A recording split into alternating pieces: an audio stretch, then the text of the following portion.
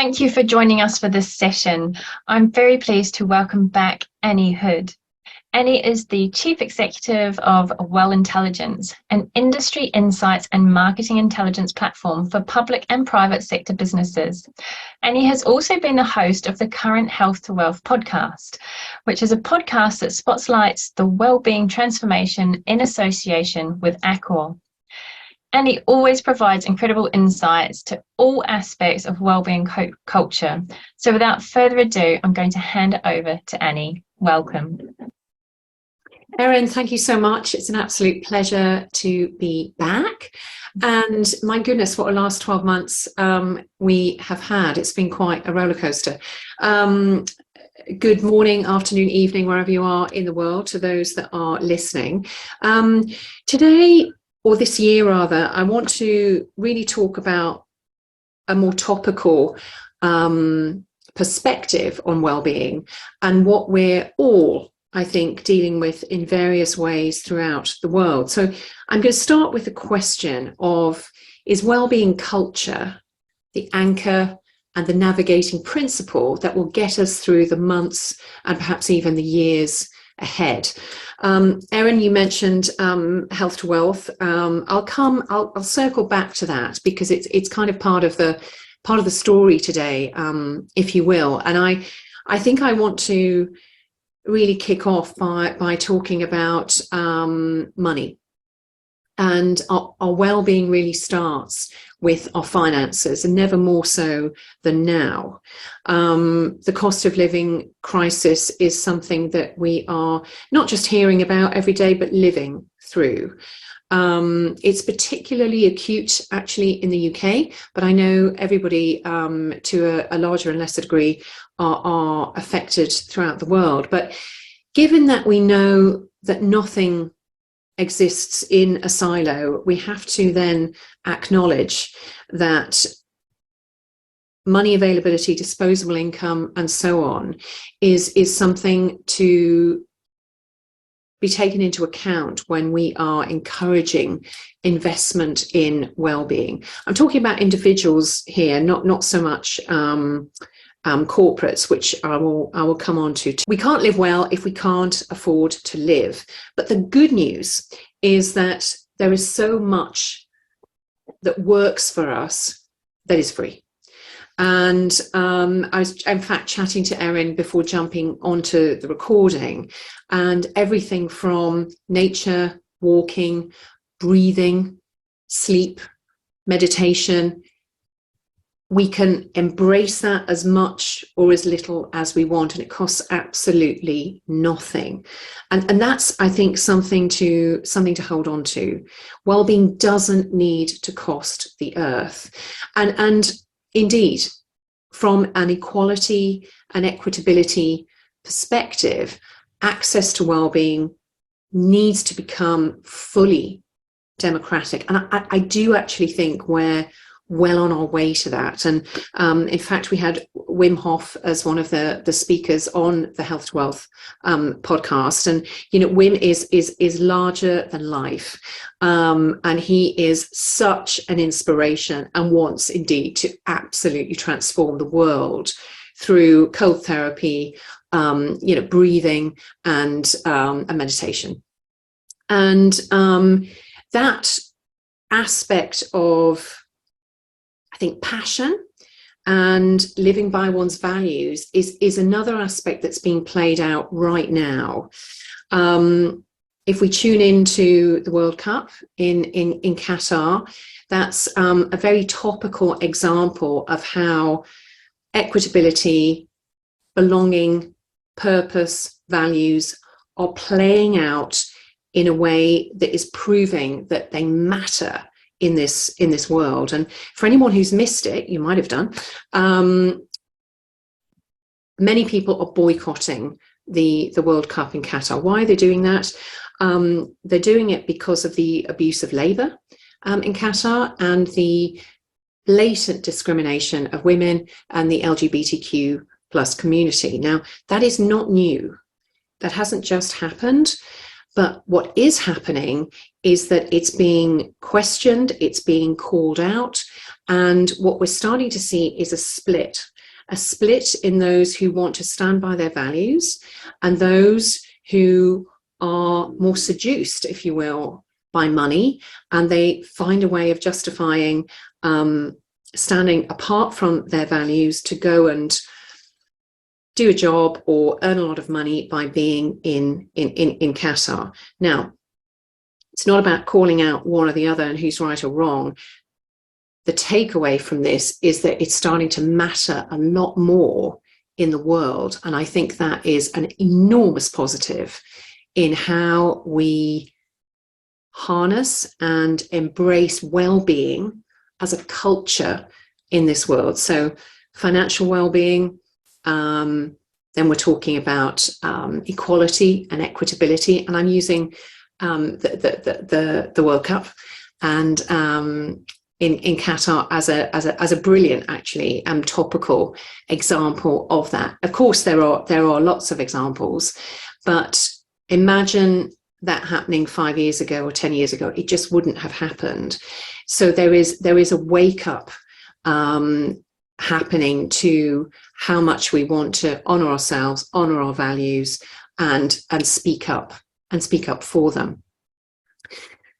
That leads me into thinking about transformation and the need for joined up thinking and agility, collaboration in how we move forward, because as I said a moment ago, none of these things are happening in a silo, and the transformation towards well-being culture needs more people doing it. So a proliferation, a symbiotic proliferation. Oh my God, that's great, isn't it? A symbiotic proliferation of an aligned tribe doing the same things at the same time, or at least moving in the same direction.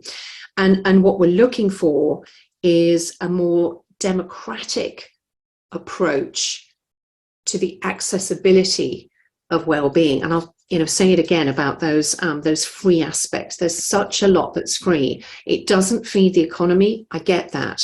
But right now, under the umbrella of the cost of living crisis, knowing what we can do that costs very little is extremely, extremely valuable.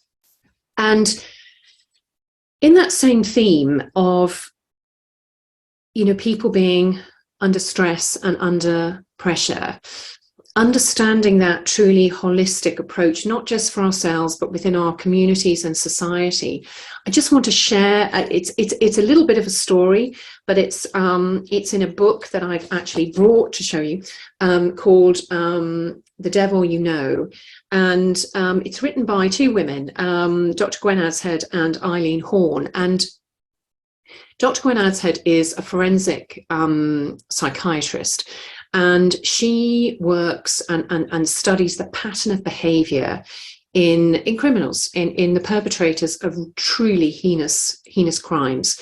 And she uses the analogy of a bicycle lock popping open as a way of studying the patterns and the behaviors in those people who grow up to commit crimes. Now, I'm not suggesting for a second that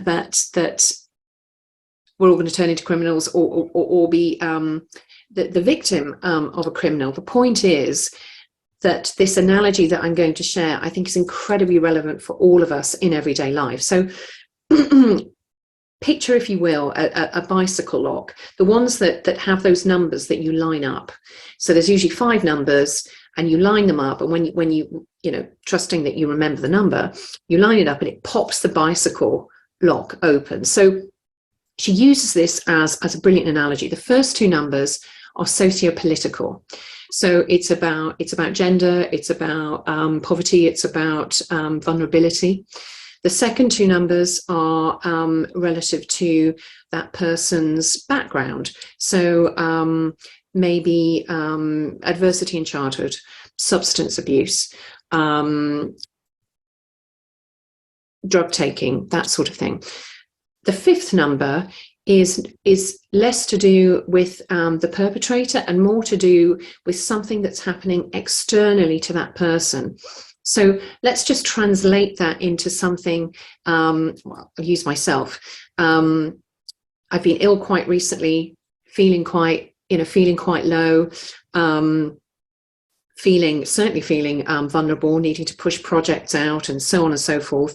So feeling really under pressure, and then somebody says something or acts in a certain way, and it causes an extreme reaction in me. I'm not suggesting I committed a crime, but to an outsider looking in, they might observe that situation and think, my God, what's going on there? That's, completely unrational behavior. But they don't know what's happened for me, in the past days or weeks or years even. So the point is that this bicycle lock clicks open at a crescendo that doesn't seem immediately obvious to people. So what Dr. Gwen studies is what is the pattern that brings those people to commit that crime, aka the fifth number that pops the lock and causes them to tick, causes the trigger.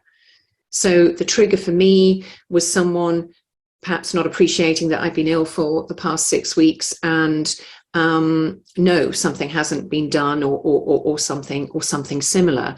And her takeaway from this is radical empathy and compassion, that she's stood back and actually studied what has happened for these people in a very forensic way, and is able to understand those patterns and what brings them to that point. Now, I'm not suggesting you or I are going to be able to do that. My point is more that everybody, and I do mean literally almost everybody, is doing the best they can right now, the very best they can, in everyday life, in business, in communities, in leadership roles, all of that. Everyone is under pressure. And I think a honed and deep compassion and appreciation for that will set us all in very good stead. So radical compassion and empathy. What I've seen become more and more evident is the need for data and measurement as a critical route to optimizing well-being.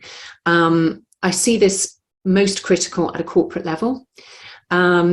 Instinctively, ethically, and morally, we all know that well-being makes sense. Investment in well-being makes sense. But what data does is provide unequivocal proof and illustration of return on investment, of moving the needle in your organization. If you're listening as a leader, if you're listening as the head of HR or productivity or performance, I know you need these tools.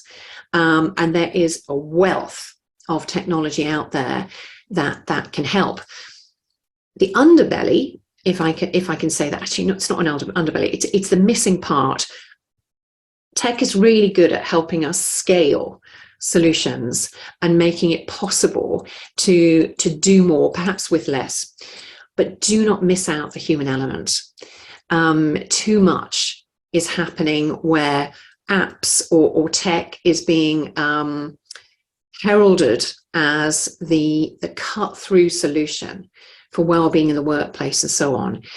But actually, what people really need is a friendly face, a listening ear. They want to be seen, they want to be heard, and they want to be valued so that they feel like they belong somewhere. And yes, they still need the technology, but they actually need a human face and warmth and compassion and empathy in the same way that I've just been talking about. And of course, our own behavior and choices are entwined in the well-being of our planet. And COP27, again, super topical. I'm not going to go into the ins and outs of those takeaways, but the single thing that I've taken away that feels a little disappointing is adaptation over mitigation. The feeling of, oh, well, we're going to have to cope, rather than we need to change how we're living to mitigate against what's happening. I don't know enough to go into the minutiae of it, but I do have good news. You've probably all heard of B Corp companies, and those are companies that are investing in a positive impact in what they do and how they operate their businesses, positive impact to humans, to human beings, and to the planet. Now, the UK is one of the fastest growing B Corp communities in the world, and in fact, London is the B Corp capital of the world, with over 500 businesses. Go London, go UK. Bit of good news there, and just to push that B Corp message a little bit more. There's a lot of data now that shows that B Corp companies have a faster turnover growth, 27% versus 5% B Corp versus a regular business. Employee headcounts, 14% versus 1%. That's greater levels of employee retention, engagement, diversity. So there's a lot of really positive messaging around B Corp, and again, incredibly positively, it's no longer an ethical agenda to move to renewables. It's actually an economic one. Renewable energy is now more economically sound than fossil fuels. So that message needs to really ramp up. And there's some really positive news out there on those renewables. And you know, the takeaway, as I mentioned before, relative to that, is that what we buy and where we buy from is a vote for the kind of world we want to live in. So think carefully, because well, I'm recording this on the day of Thanksgiving. So happy Thanksgiving to all of those listening in countries that celebrate Thanksgiving. And it's Black Friday tomorrow. Now, I'm torn, because as a retailer, of course, you want to see high sales. But from a planetary perspective and from a waste perspective, I feel drawn to encourage really careful consideration on purchasing and how it's done, why it's done. And again, there is a lot of conversation and narrative, very positively put, around questioning the capitalist model and thinking more carefully about our planet and how we behave. And it's right in line, you know, with the boycotting of the World Cup in Qatar for the reasons described.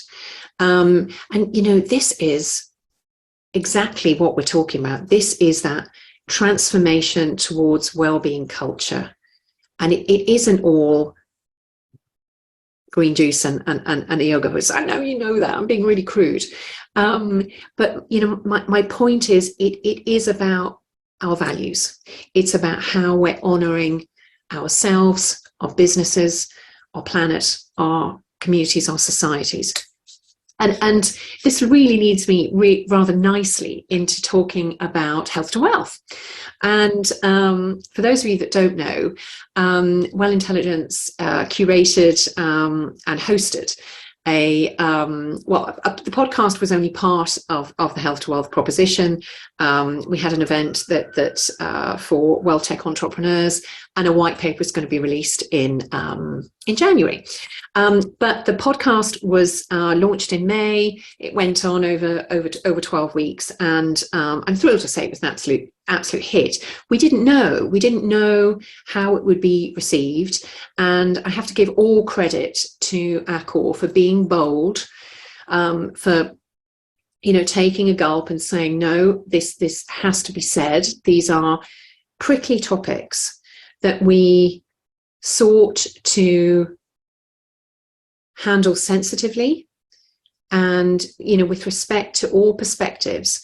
But what we did was we brought together seemingly disparate perspectives of well-being and joined them together to really make the case for transformative well-being culture. So if you haven't listened, please do. I hope I can say that, Erin, because what it touches and what it harnesses is a macro to micro representation on the perspectives of well-being, and it's resonant on so many levels. And I know I'm biased, but I feel it's taken quite a big step in debunking the myths of well-being being an unnecessary, not an unnecessary part, but a part that doesn't have the priority that I'm making the case for. When we stand back and truly examine what matters, all routes lead to how people feel, how biodiverse our planet is, how sustainable we operate our businesses, how sustainable our agriculture is in the world. All of these things truly, truly matter. And I go back, if I may, to the question that I put at the beginning: is wellbeing culture the anchor and the navigating principle that will get us through the months in the years ahead? And I say, hell yeah. It's exactly what will get us through within all of that. And I'll just leave you with three little takeaways, really. The link between money and well-being is becoming more acute. We can't live well if we can't afford to live. Financial inequality is a profound part of the equity balance, and we as individuals, but we must appreciate that in how we run our businesses and how we structure the components of well-being. It isn't just gym memberships. It isn't just healthy eating. The financial part is a critical part of that, even more so now. Radical Empathy and Compassion. It is a great book, by the way. I couldn't put it down. Dr. Gwen Adshead, amazing. Think of that bicycle lock analogy. And again, the sustainable planet and spend relative quote: what we buy and from where is a vote for the kind of world we want to live in. Thanks so much, everybody. Brilliant. I mean, you just did the wrap up that I was writing down anyway, pretty much. So that saves me a job. I think what you have touched on today is going to be hugely topical and relevant to most, if not all, of our listeners today.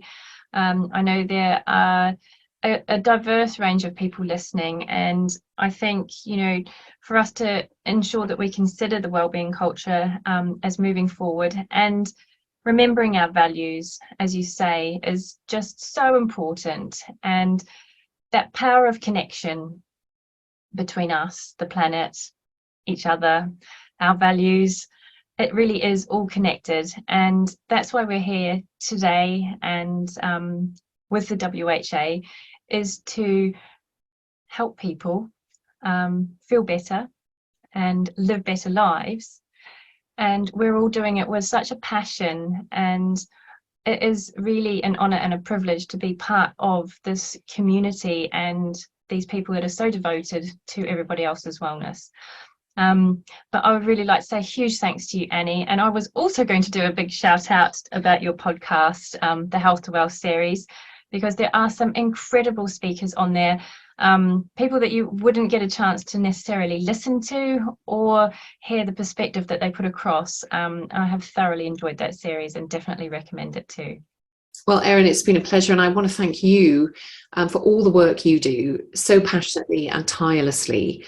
This is the second year you've put this together, and I know how much work it is in the background. And, bravo to you. You are a well-being warrior indeed. Thank you so much for all you're doing. Oh, thank you, Annie.